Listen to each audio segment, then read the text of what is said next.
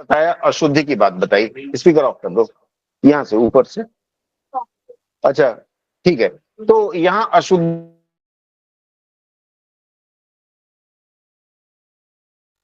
आपकी आवाज नहीं आ रही है सर।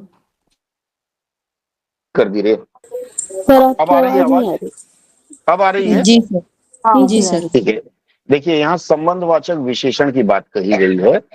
विशेषण जब हम पढ़ाएंगे आपको तो बात करेंगे। विशेषण मतलब विशेषता। हाँ, मैं से संबंध क्या होगा? मेरा। मैं से क्या होता है? मैं से मेरा, तुम से तुम्हारा। मैं क्या है?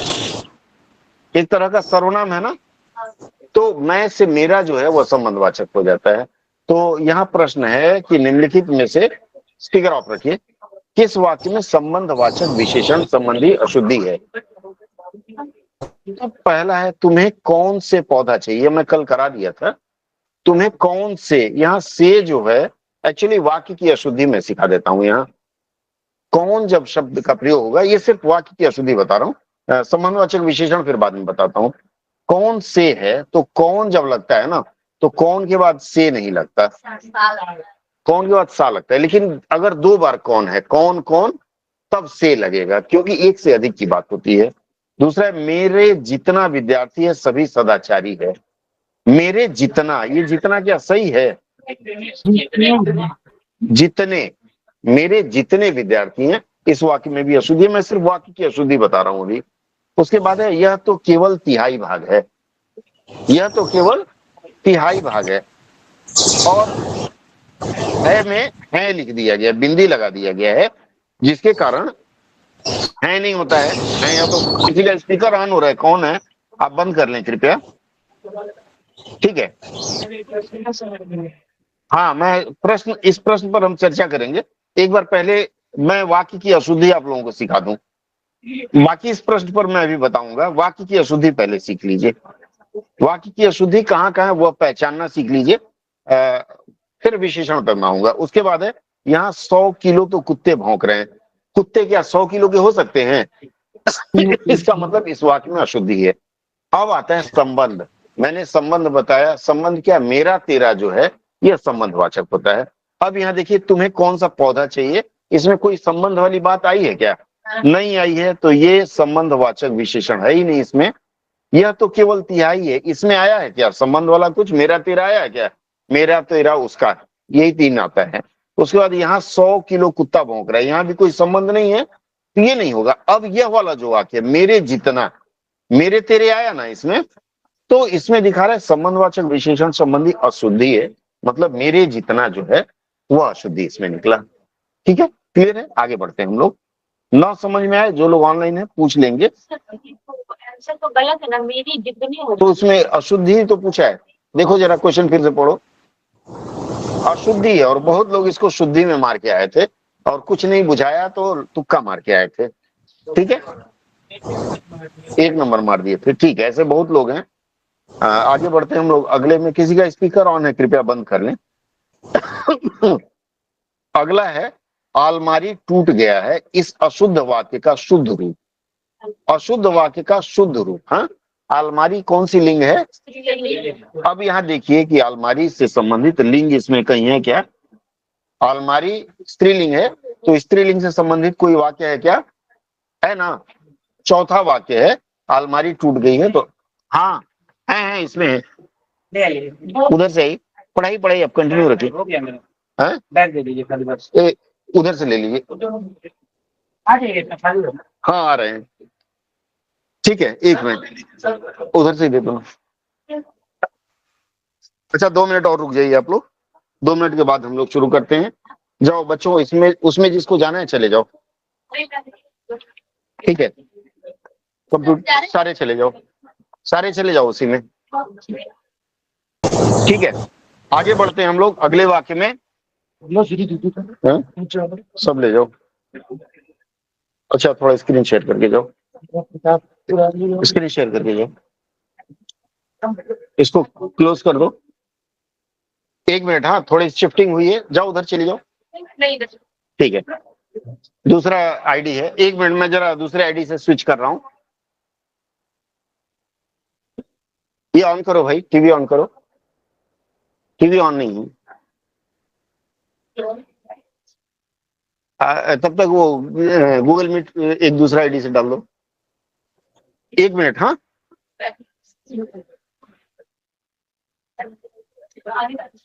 ऑन हो गया, करो स्क्रीन शेयर।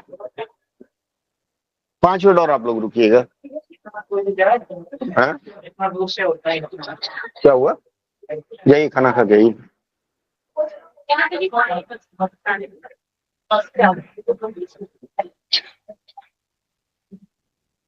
हो गया, गूगल मीट में भी डाल दो। आ गया क्या? नहीं आया?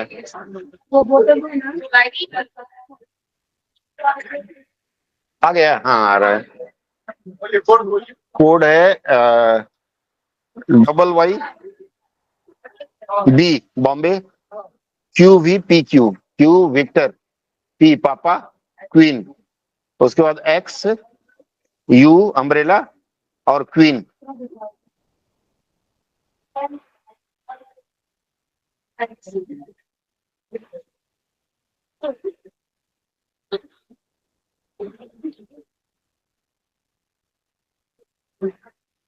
ज्वाइन करो,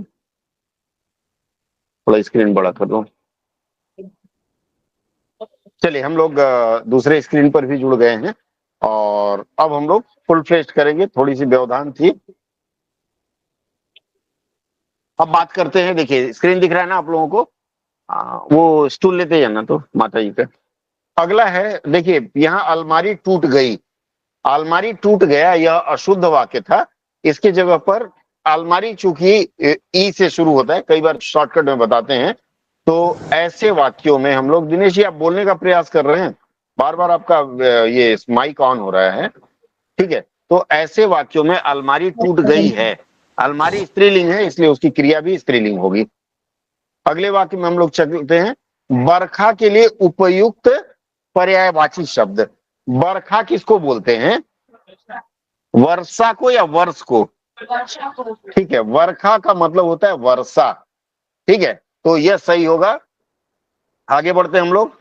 घर जा रही हो? आगे बैठो। वर्षा, ठीक है? विहंग नहीं होगा। विहंग किसको बोलते हैं? विहंग पक्षी को बोलते हैं। अगला लीजिए, अगला है एक वचन शब्द की दृष्टि से कौन सा वाक्य शुद्ध है? एक वचन की दृष्टि से कौन सा वाक्य शुद्ध है? पहला, भीड़। इसने क्या किया, देखिए प्रश्न कैसे बदल दिया है, उसका पैटर्न ही बदल दिया। भीड़ है, पुलिस को देखकर भीड़ रुक गई। भीड़ जो है क्या है? स्त्रीलिंग शब्द है और भीड़ का जो प्रयोग होता है वह हमेशा भीड़ बहुवचन होता है, लेकिन इसका जो प्रयोग होता है, इसकी क्रिया एक वचन में होती है। जैसे भीड़ रुक गई, भीड़ की जगह मैं बसंती कहूं है? दूसरा, ये आपने गलत किया था, ठीक है? होश में, अच्छा भीड़ हो गया, वह बहुवचन है क्योंकि समूहवाचक संज्ञा है, लेकिन उसका प्रयोग, उसकी क्रिया एक वचन में होगी। इसके बाद होश, होश क्या है? उड़ गए या उड़ गया, क्या है?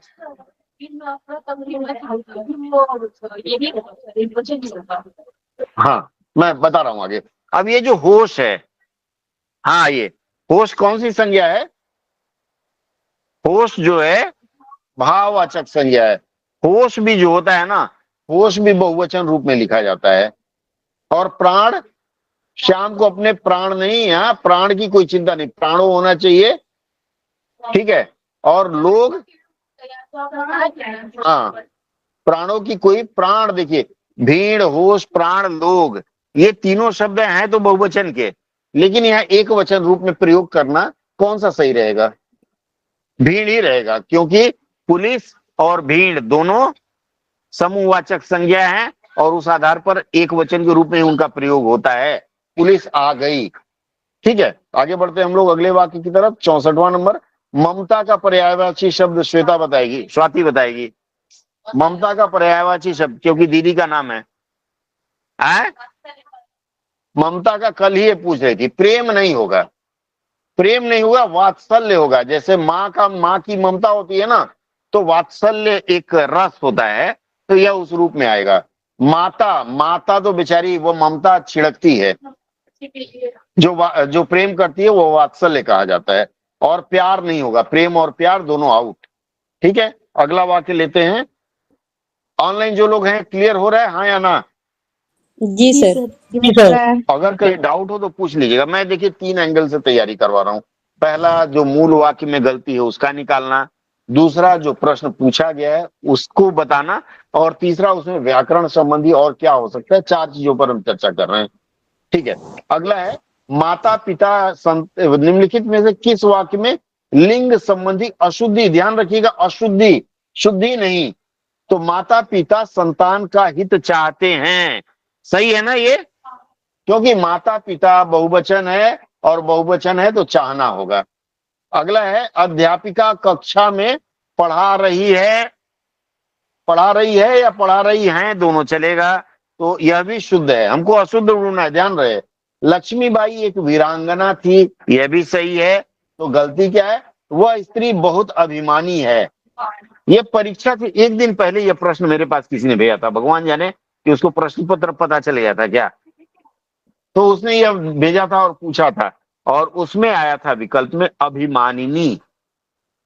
अभिमानी जो है वह पुल्लिंग है, अभिमानिनी जो शब्द है वह स्त्रीलिंग है। क्लियर है? ये तुम फोन किस लिए कर रही थी? किस लिए फोन कर रही थी? गलती से भेज दिया था। ठीक है, अभिमानिनी होगा यहाँ। अभिमानी जो है वो पुरुष के लिए प्रयोग करते हैं। जी सर, ठीक ये है? करवाया हुआ था एक दिन पहले का। ये करवाया हुआ था, बिल्कुल सही, यह प्रश्न मैंने करवाया था। अगला है गद्यांश के आधार पर प्रश्न का उत्तर दें। इसको छोड़ दें या करवा दें? अब देखिए, खंडन मंडन, उस वाक्य में खंडन मंडन आया है। खंडन मंडन से आप क्या समझते हैं? इसका मतलब है समानार्थी शब्द इसमें दे दिया है। खंडन मंड का समानार्थी शब्द। खंडन का मतलब विरोध करना, और मंडन का मतलब समर्थन करना। दूसरा लिखते हैं, बढ़ाना नहीं होगा, खंडित करना मतलब तोड़ना होता है ना। तो जब विरोध करेंगे तभी तो तोड़ेंगे, और जोड़ना भी नहीं होता है, और चलना नहीं होता है। इसलिए ये तीनों आउट हो गया, और खंडन मंडन का मतलब हो गया विरोध और समर्थन। ठीक है, आगे बढ़े। सूफी काव्य में ईश्वर को किस रूप में देखा गया है? यह भी प्रश्न किसी ने पूछा था हमसे। प्रेमिका के रूप में। सूफी काव्य मतलब सूफी जो गाने होते हैं। यस, मलिक मोहम्मद जायसी का पद्मावत इसका सबसे बढ़िया उदाहरण है। तो इसमें प्रेमिका, प्रेमी नहीं, क्योंकि पुरुष ज्यादातर गाए हैं इसको। सूफी काव्य जो भजन चलते हैं, वो कव्वाली वगैरह आया था, तो सूफी संतों ने उस रूप में जो गाया है वह, हाँ, मैं भूल रहा हूँ, कुछ एक गाने थे, मैं भूल रहा हूँ, पहली बार भूल रहा हूँ गाना। तो उसमें प्रेमिका के रूप में देखा गया है। और यह माना भी जाता है कि अगर ईश्वर को प्रेमिका माने, कोई गिरा क्या? अगर ईश्वर को प्रेमिका माने तो ईश्वर आपके करीब जल्दी आएगा। बिल्कुल, पूरी पूरी दुकान खाली है, उधर जाओ। अगला है गद्यांश के अनुसार किस सूफी महाकाव्य का, इसमें आया भी है, गद्यांश के अनुसार किस सूफी महाकाव्य का सर्वश्रेष्ठ पद्मावत, देखिए इसमें आया है, अभी इसने बताया भी था। अगला लेते हैं, सूफी काव्य साहित्य में किस प्रकार के मनुष्य और ईश्वर के संबंध को दर्शाया गया है? अब आप यहाँ देख लीजिए कि ये हिंदी साहित्य का प्रश्न है, और मैं बिना पैसेज पढ़े जवाब दे रहा हूं। अगर आपने हिंदी साहित्य ठीक से पढ़ा होगा तो इसका जवाब आप भी दे पाएंगे। तो इसमें देखिए ऊपर वाले वाक्य में आया है ना कि सूफी गीतों में क्या प्रेमिका माना गया है। तो जब प्रेमिका माना गया तो उसका पुरुष क्या होगा? प्रेमी होगा, भक्त और भगवान नहीं, प्रेमिका और प्रेमी माना गया है। तो विकल्प नंबर 2 होगा आपका। ठीक है, तो आगे बढ़ते हैं हम लोग अगले में। नेहा कुछ कहना चाह रही हो? नहीं सर, नहीं। अच्छा, स्पीकर आपका ऑन हो गया। सर्वव्यापी शब्द का अर्थ क्या है? सर्वव्यापी का मतलब क्या होता है? हर जगह जो व्याप्त है। आया है, लोग नहीं आए हैं। तो हमको लगता है 5-7 लोग नहीं आए होंगे। पता नहीं, आएंगे शायद। लेट से आता है क्या? नहीं, हाँ, लेट से आता है। कुछ लोग रास्ते में होंगे। ठीक है, सर्वव्यापी का मतलब होता है, देखिए, है क्या बोल रहे हैं? हर तरफ समेटा हुआ। समेटा हुआ तो नहीं होगा ना, समेटा का मतलब सर्वव्यापी नहीं होगा। इसके बाद आता है मनुष्य में समाया हुआ। समाया हुआ जो इसके लिए क्या शब्द है? समाया हुआ के लिए शब्द है समाहित। आप लोग लिखते हैं ना इसमें समाहित। हाँ बोलिए। रमा हुआ शब्द का अर्थ क्या होगा? रम भक्ति में रंग जाना। रम जाना, उसको समाहित नहीं होगा, लीन हो जाना होता है। यहाँ देखिए समाहित, तो अगर मनुष्य में समाया हुआ होता है तो यहाँ समाहित शब्द आता है, इसलिए यह शब्द जो है नहीं चलेगा, यह वाक्य खंड नहीं चलेगा। कोई विशिष्ट वस्तु को भी हर जगह नहीं होता है ना। मान लीजिए आप अपनी मम्मी के लिए विशिष्ट हैं तो आप एक ही है ना, ठीक है। तो यहाँ सर्वत्र, हर तरफ, सर्वत्र, सर्वव्यापी के लिए यही होगा। ठीक है, आगे बढ़े। अगला है फिल द ब्लैंक्स, रिक्त स्थानों की पूर्ति करें, और इसमें बहुत लोग फेल करते हैं। इसमें सावधान रहना है। इसमें क्या करना है, देखिए हमको वाक्य पढ़ना है, और वाक्य पढ़ने के बाद में हमको वाक्य का क्या हुआ, एक युग था कि स्त्रियों को दूधो नाव पूतो फलों का क्या दिया जाता था, आशीर्वाद। अभी भी लोग कभी कभी देते हैं। अभिशाप नहीं होगा, वरदान नहीं होगा, वचन। वरदान का मतलब मैंने दे दिया, मांगो क्या मांगती हो, तो आपने कहा कृष्ण मेरा पति हो जाए, ठीक है, जिसने कहा था उसकी हाँ, आशीर्वाद ही देते हैं बड़े। वरदान सफल होता है, आशीर्वाद सफल हो या ना हो इसमें संदेह रहता है। ठीक है, चलिए इसके बाद हम अगले वाक्य की तरफ आते हैं। हाँ सर, बोलिए। इसमें दो ऑप्शन जो है अभिशाप और वचन, इसको थोड़ा समझा दीजिए ना, कहाँ पे होगा, ये वाला मेरा गलत हुआ था अभिशाप का एग्जाम में। मतलब है कि बहुत गुस्से में आप होती हैं तो जा तोर आंख फूट जाए, जा तोर दांत टूट जाए, ये अभिशाप होता है।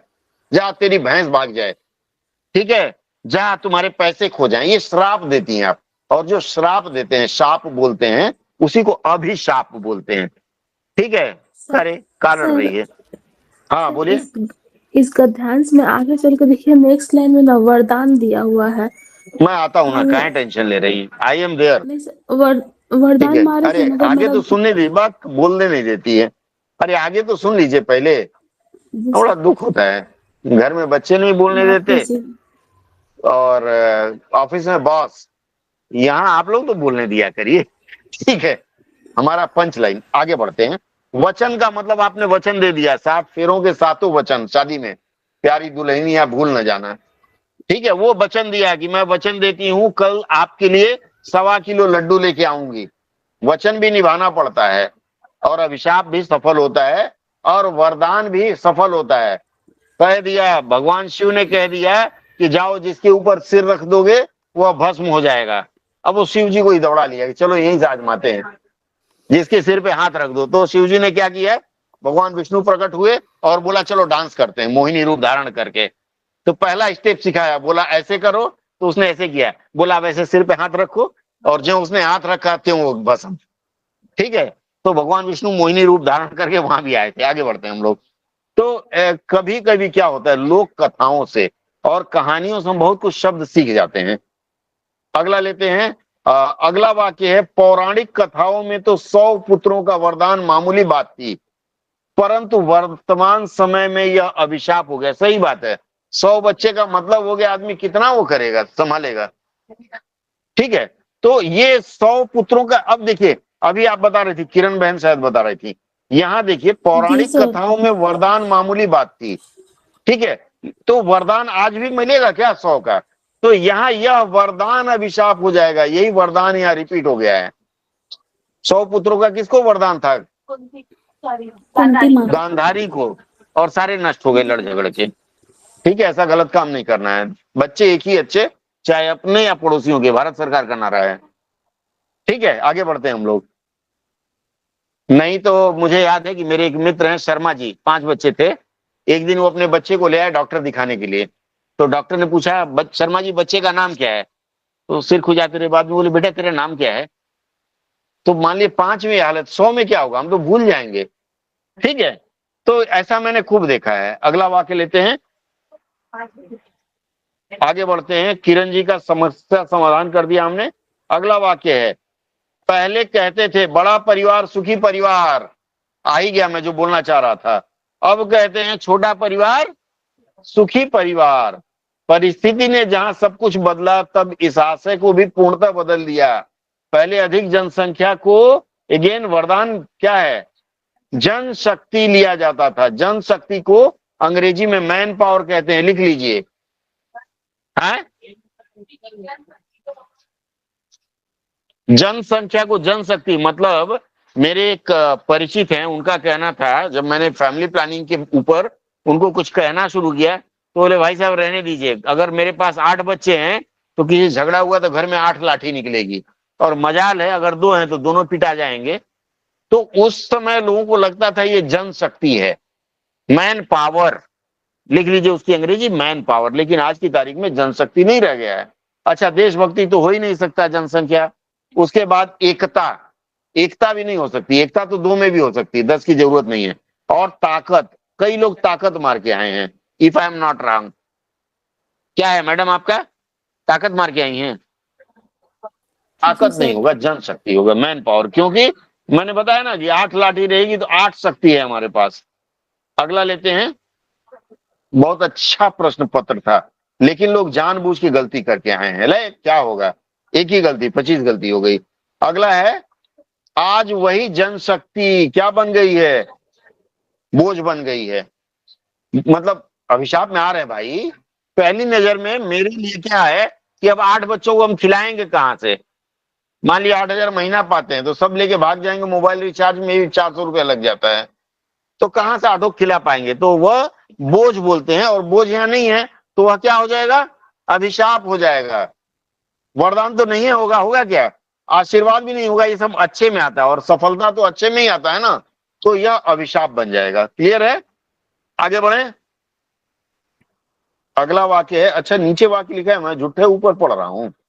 सही, मैं भी वैसे ही हो गया हूं। आज सारे संसार में जनसंख्या वृद्धि को, उच्च का मतलब होता है ऊंचे, मतलब अच्छा सम्मान दिया जाता है। अच्छी का मतलब बढ़िया, अरे बड़ा अच्छा है, इसके तो 12 बच्चे हैं, ठीक है। और बुरी मतलब खराब, तो इसमें हे है। हे का मतलब होता है तिरस्कार। इसका समानार्थी शब्द लिख लीजिए, हे के बगल में तिरस्कार लिख लीजिए। लिखते रहिए मैम। लिख लिया हे का तिरस्कार। तो पहले गाना आता था, पप्पू की मम्मी बड़ी निकम्मी, तेरे 12 बच्चे रोए तू बैठ के खेले रम्मी। वो बहुत पुराने जमाने का गाना है, अब तो याद भी नहीं। चलिए, निम्नलिखित वाक्य में अब यहां कहानी हमारी फंसेगी।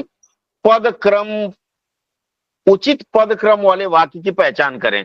पद क्रम का मतलब है, सवेरे अनुवाद में मैंने बताया था, वाक्य संरचना। वाक्य संरचना में मैंने कई बार बताया है, संज्ञा के पास विशेषण रहेगा, क्रिया विशेषण के पास विशेषण रहेगा, सर्वनाम है तो विशेषण का विशेष होता है, उसको आसपास रखना है। अब पहला वाक्य है, उस लिफाफे को क्यों खोला तुमने, गोपनीय लिखा था जिस पर। इसमें होना चाहिए जिस लिफाफे पर गोपनीय लिखा था, उस लिफाफे को तुमने क्यों खोला। एक्चुअली यह क्रम है, लेकिन यह क्रम तो है ही नहीं। जिससे नहीं है तो अब ये जो क्रम चाहता है वही देते हैं। अगला है, तुमने गोपनीय लिखा था, है हो ही नहीं सकता। उसके बाद क्यों खोला तुमने इस लिफाफे को, लिखा था, ये तो बालवीर वाले सीरियल में आता था, पक्का ना, वो नाटू था, मैंने बालवीर खूब देखा है। इसका मतलब कविता के संदर्भ में ही होगा। अब ये देखते, तुमने उस लिफाफे को क्यों खोला। सबसे पहले देखिए, जो पहले काम होता है उसको पहले करते हैं। तो उसने बोला होगा भाई उस लिफाफे को क्यों खोला, जिस पर गोपनीय लिखा था।